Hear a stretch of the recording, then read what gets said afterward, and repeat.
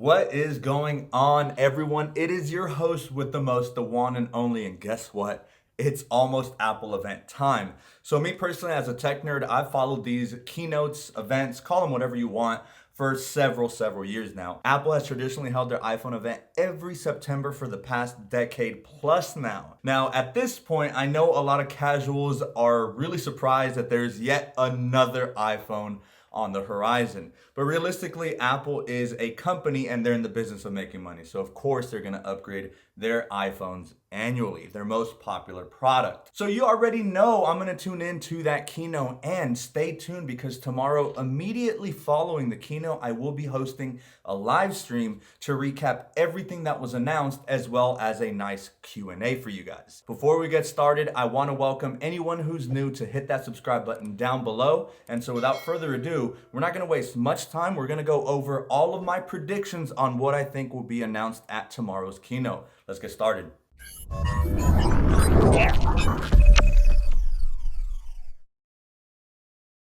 So if you're just as excited as I am, make sure to drop a like on this video so that my channel can reach more eyes. I am on a journey to 100,000 subscribers. I do want to accomplish that goal by mid-2023. Now, of course, if it comes earlier, then hey, I'd be a really happy camper. So anyway, let's start out with the main product being announced, and of course that is the iPhone 14. That is, if they're even gonna name it the iPhone 14.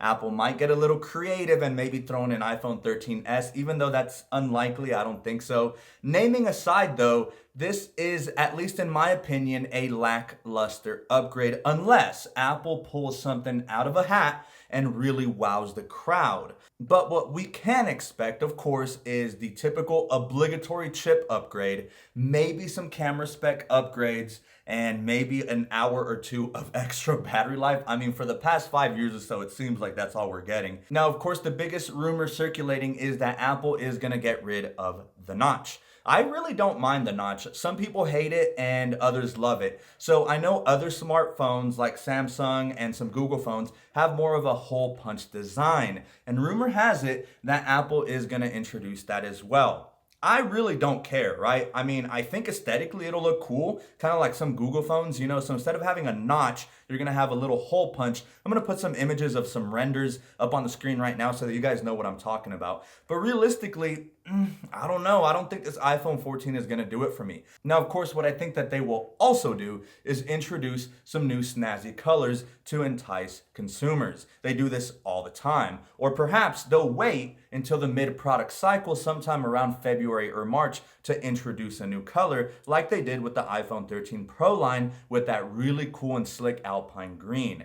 Now, I don't own that one. I did review it, but I really hope that they carry over that color onto the iPhone 14 line. Additionally, from what I've heard and what I've read from rumors online, is that the iPhone mini line might get axed. And personally, who cares? Not really. But I really, realistically, to be completely honest with everyone, I never really see any iPhone 13 minis out in the wild. As a matter of fact, I don't think I know a singular person within my friend groups, my family, fellow colleagues at school. I never see minis out in the wild. As a matter of fact, I have one right here. So I think this is the iPhone 12 mini and not the 13 mini. But still, they're the same size. Now, here is my iPhone 13 Pro. Now, of course, this has the case and the wallet, but you can really see the size difference there. I mean, it's really drastic, especially when you're holding it in the hands. This one's just really light. From when I reviewed it, the screen is just too small for my liking. Maybe this phone is great, I don't know, for people with small hands. I really don't think of any other demographic that would prefer this over the other ones. Not to mention that the battery on the mini line isn't the best, as I've proven in my infamous iPhone battery drain test. The minis were the first one to go, and of course that's because of the limitations of the smaller chassis and therefore a smaller battery size. So I really don't know what Apple's gonna throw at us. I mean, I would suspect that they'd keep things the same, but if they axe the mini, then what would they replace it with? I mean, are we gonna have just a singular iPhone 14 regular? Are we gonna have two different sizes on the regular line? I don't know. But what we're almost sure of is that the Pro line is gonna remain the same, possibly the same screen sizes, yada yada. So once again, really lackluster in my opinion, unless Apple wows the crowd, like I mentioned. And of course, I'm going to cover that all on the live stream. Now, moving on to the Apple Watch. So typically during the September keynote, Apple unveils both the iPhones and new Apple Watches. So of course, I'm extremely excited about the Apple Watch Series 8, but realistically, I don't know what Apple can add to the Apple Watch line because the Apple Watch is already a very refined product. It's really hard to gauge at what can be added. I mean, I would love to see sleep tracking or at least better first-party apps from Apple to help track sleep. I think there's rumored to be a blood glucose monitor. So all in all, I think the Apple Watch nowadays has become more of a health device.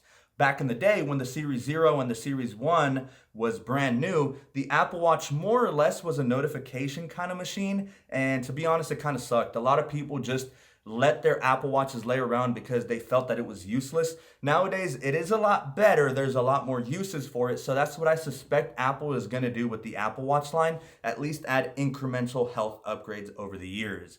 So once again, regardless, I'm still very excited. But the big news is there's rumored to be a new Apple Watch Series 8 Rugged Edition or Pro Edition. And I made a video where supposedly some rumors were circulating that prior Apple Watch bands may or may not be compatible with this supposed new Apple Watch Series 8 Pro. So in my opinion, if Apple were to make all older bands uncompatible, then I would be one very sad camper, and most likely I would have no interest in starting a new Apple Watch band collection. I mean, come on, you look at the wall behind me, like. So with that being said, I'm just really on the fence about this new Apple Watch Series 8. If Apple has the Apple Watch Series 8 Pro with a new band type, I think I'm probably going to stick to the regular Series 8 line if it holds the same band compatibility. So I don't know, man. I mean, the Apple Watch Series 8 is a toss-up. I'm excited to see what new features it's going to bring to the table, but what I'm really going to be on my toes about is that Apple Watch band compatibility, which leads me to the next product that should be released, and that's the plethora of new Apple Watch bands. Of course, every September, every fall, Apple releases a big batch of new Apple Watch bands. And I kind of hate how lately Apple has been skipping the summer and winter releases. Traditionally, what we were used to is getting new Apple Watch bands all year round, right? So we'd get one for the fall release, the winter, the spring, and the summer release. But lately, Apple has been skipping a few seasons here and there. But it's obligatory for their brand new Apple Watch to come with new refreshing colors. So of course, I'm gonna order them, I'm gonna review them on my channel, and of course, they are accompanied by a giveaway. Every single video reviewing every single band type is accompanied by a giveaway. My bandaholics know all about that. And finally, the last product to be rumored is the AR headset. Now, I know what you guys are saying.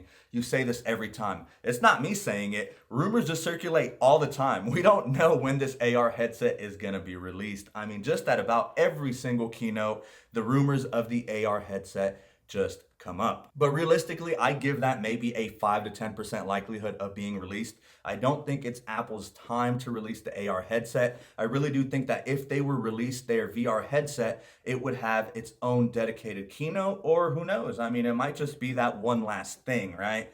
Aside from that, maybe we might be able to get a brand new iPad. That is the budget iPad. But again, that's unlikely as Apple typically holds the iPad and MacBook events later in October. So really that's all we have. We have new Apple Watch bands, and I'm gonna be looking very closely at the compatibility of the bands. We potentially have a brand new Apple Watch Series 8 Pro, the regular Series 8, and of course the iPhone 14 line, which may or may not get rid of the mini. Now guys, I want to hear you guys' predictions down below. I'm extremely excited about this Apple event. It's set to take place tomorrow, September 7th at 10 a.m. Pacific time. So over here on the Eastern Coast, which is where I am located, it's going to be at 1 p.m. EST. And following the event, I am going to hold that live stream. So I'd love to see all of you guys there. Once again, I'd love to hear you guys' opinions down below. For now, I am clocking out, but you guys are going to see a lot of me real soon. So make sure your notification bell is turned on so that whenever I upload a video, you never miss a single one.